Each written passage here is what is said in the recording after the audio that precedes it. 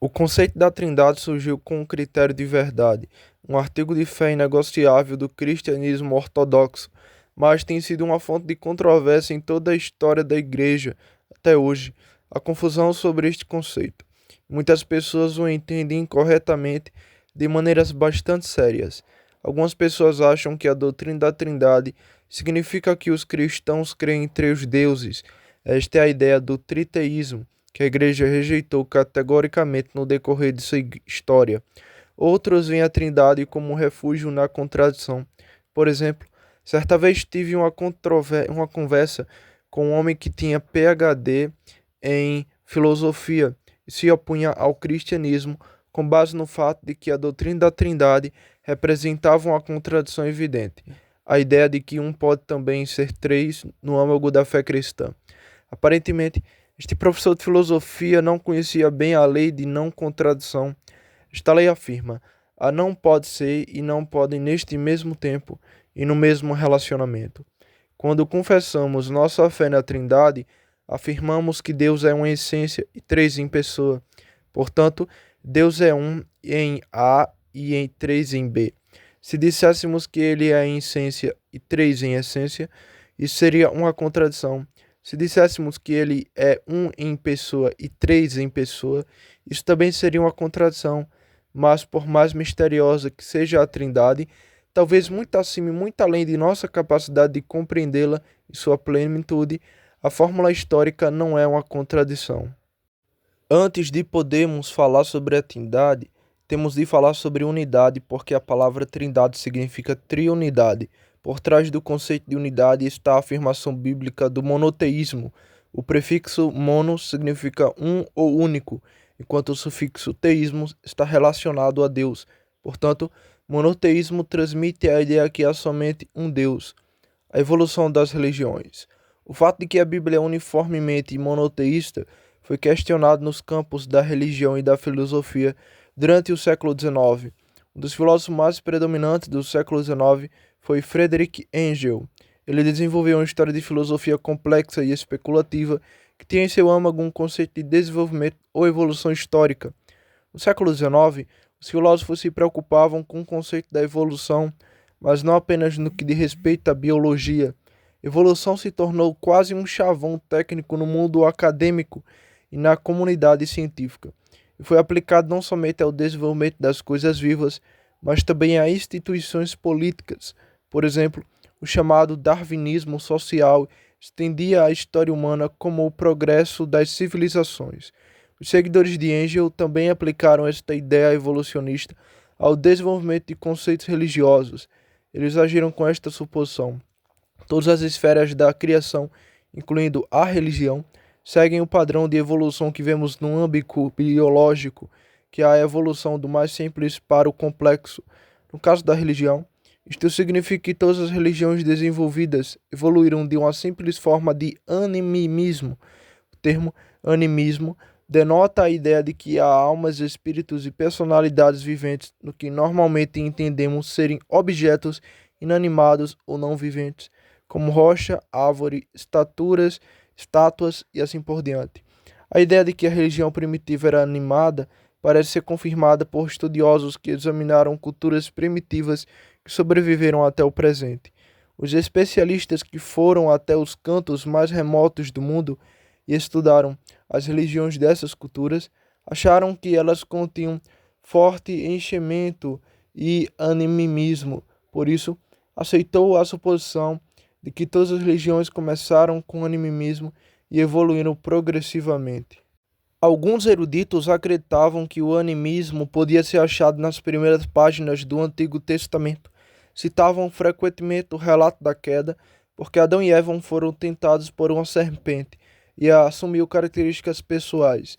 Ele podia racionalizar, falar e agir com volição.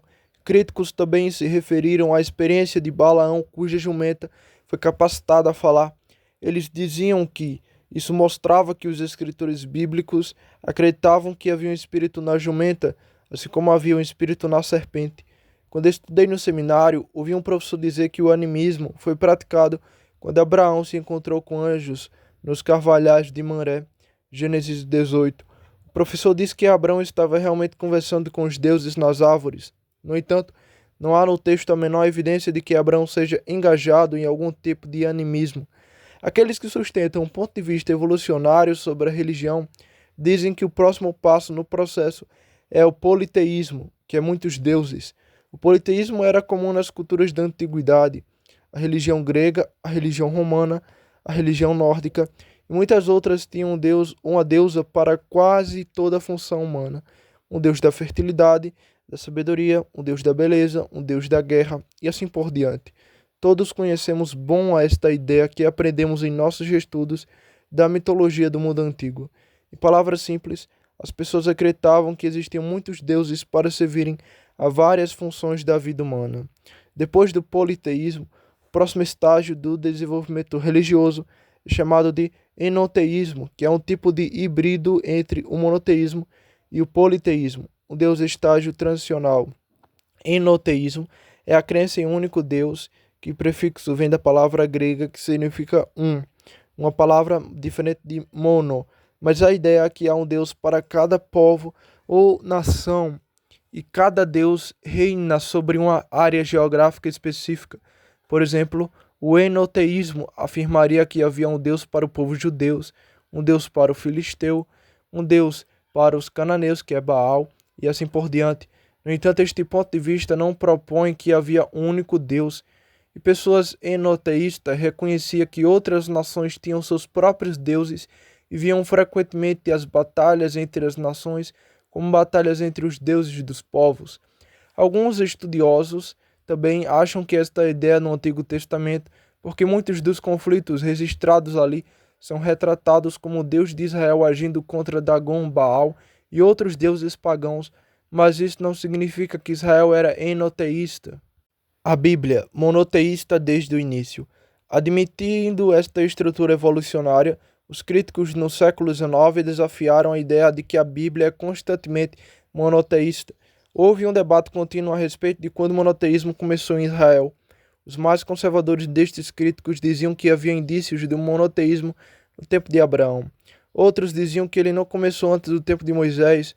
Alguns até rejeitavam a ideia de que Moisés era monoteísta, dizendo que o monoteísmo começou somente no tempo dos profetas, como Isaías por volta do século 7, 8 a.C.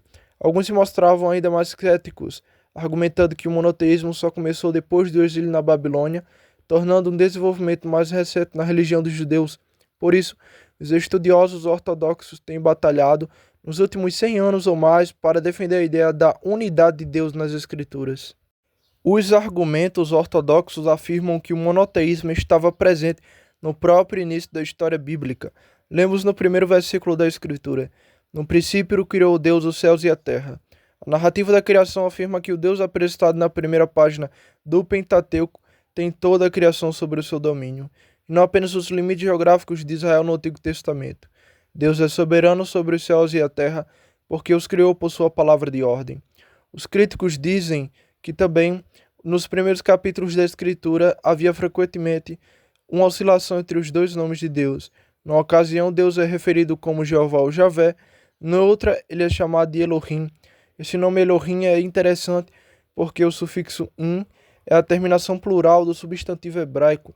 Assim, o nome Elohim poderia ser traduzido por deuses. Entretanto, embora o nome Elohim tenha uma terminação plural, ele sempre aparece com formas verbais do singular. Portanto, o autor estava dizendo algo que não podia ser interpretado com o significado de muitos deuses. Além disso, como já comentei, Deus é revelado no primeiro capítulo de Gênesis como aquele que é soberano sobre todas as coisas. Por essa razão, acho que aqueles que afirmam que o nome Elohim indica politeísmo estão se precipitando numa conclusão incorreta. E quando chegamos a Êxodo 20, o relato da entrega da lei, vemos que o primeiro mandamento que Deus deu no Sinai era fortemente monoteísta: não terás outros deuses diante de mim. Alguns diriam que este versículo dá evidência de benoteísmo, porque Deus está deixando subestendido que há outros deuses, e o mandamento declara que as pessoas não devem permitir que estes outros deuses o excedam em importância. Ele tem de ser a principal deidade na vida delas, mas o hebraico indica que, quando Deus diz, diante de mim, Ele está dizendo em minha presença. É claro que sua presença está em todo lugar ao mesmo tempo. Ele é onipresente. Portanto, ao dizer, não terás outros deuses diante de mim, Deus está basicamente afirmando que quando uma pessoa adora qualquer coisa e não a ele, que esta pessoa viva em Israel, em Canaã, ou na Filistéia, ou em qualquer outro lugar, essa pessoa se envolve no ato de idolatria, porque existe apenas um único Deus. O segundo mandamento reforça o primeiro, com a proibição abrangente de todas as formas de idolatria. Depois, ainda no Pentateuco, achamos uma admirável afirmação do monoteísmo. Ele aparece no Shena, antiga confissão de Israel, quando a crença em um único Deus diz: Ouve, Israel, o Senhor, nosso Deus é o único Senhor. Deuteronômio 6:4. Nos livros proféticos, vemos uma repreensão quase constante contra os falsos deuses das outras religiões. Os deuses não são vistos como deidades rivais, e sim como ídolos inúteis. Na verdade, os profetas faziam caracteristicamente pilemia, como as pessoas adoram árvores, estátuas e outras coisas que elas haviam feito com as próprias mãos, como se um pedaço de madeira pudesse ser habitado por um ser inteligente. Eles zombavam consistentemente das ideias do animismo e politeísmo. Estas afirmações do monoteísmo são a dimensão surpreendente da fé do Antigo Testamento, por causa da raridade dessas afirmações no mundo antigo. A maioria das culturas do mundo antigo, das quais temos registros históricos, não era monoteísta. Alguns têm argumentado que os egípcios foram os primeiros monoteístas por causa da adoração a Ra, o deus do sol, mas há uma singularidade no monoteísmo que era inata à fé do Antigo Testamento. A ideia de que um único Deus foi estabelecido firmemente na religião de Israel desde as primeiras páginas do Antigo Testamento. É precisamente por causa deste ensino claro do monoteísmo que a doutrina da Trindade é tão problemática. Quando chegamos ao Novo Testamento, achamos a igreja afirmando a noção do monoteísmo e também declarando que Deus o Pai é divino, que Deus o Filho é divino e que Deus o Espírito Santo é divino. Temos de entender que as distinções na divindade não se referem à essência, elas se referem a uma fragmentação ou categorização do próprio ser de Deus. Então, como podemos manter a doutrina do monoteísmo no Antigo Testamento à luz da afirmação clara do Novo Testamento sobre o caráter trino do Deus da Bíblia? Certa vez Agostinho escreveu: o Novo Testamento está escondido no Antigo, o Antigo está revelado no Novo. Para entendermos como a doutrina da Trindade se tornou um artigo tão importante da fé cristã, precisamos saber que houve um desenvolvimento do entendimento da Igreja quanto à natureza de Deus baseada nas Escrituras. Quando examinamos as Escrituras, vemos o que a teologia chamamos de revelação progressiva. É a ideia de que, à medida que o tempo passa, Deus revela mais e mais do seu plano de redenção. Ele outorga mais e mais a sua autorrevelação.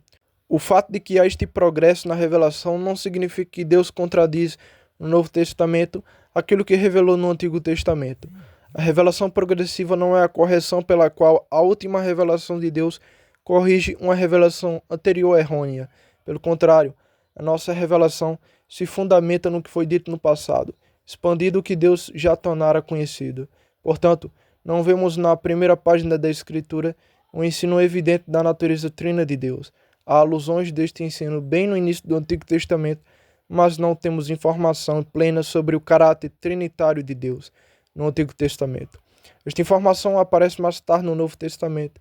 Por isso, temos de seguir o desenvolvimento desta doutrina em toda a história da redenção, para percebermos o que a Bíblia realmente diz sobre estas coisas.